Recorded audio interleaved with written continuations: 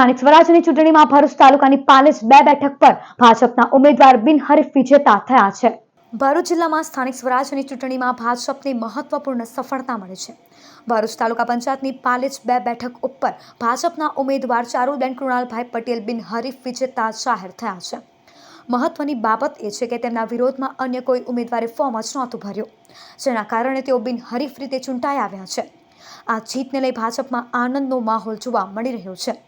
વાગરા વિધાનસભા વિસ્તારમાં આવતી પાલેજ 2 બેઠક બિનહરીફ જીતનાર ઉમેદવારને વાગરાના ધારાસભ્ય અરુણસિંહ રાણા તેમજ ભાજપ જિલ્લા પ્રમુખ પ્રકાશ મોદી દ્વારા અભિનંદન પાઠવવામાં આવ્યા હતા। સાથે સાથે ભાજપના કાર્યકરોએ પણ ખુશી વ્યક્ત કરી ઉજવણી કરી હતી। આ પ્રસંગે ભાજપના આગેવાનોએ વિશ્વાસ વ્યક્ત કર્યો કે આવનારી સ્થાનિક સ્વરાજ્યની ચૂંટણીમાં પણ પક્ષને બહુમતી મળશે અને વિકાસના કાર્યોને વધુ ગતિ મળશે।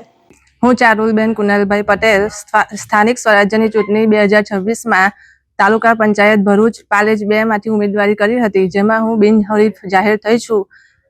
તેમાં ભાજપના પ્રમુખ પ્રકાશભાઈ મોદી સાહેબ, વાગરા વિધાનસભાના ધારાસભ્ય અરુણસિંહ રાણા સાહેબનો ખૂબ ખૂબ આભાર ને જે મારા વિસ્તારમાં કામ બાકી હશે એને પૂરો કરવાનો હું પ્રયત્ન કરીશ।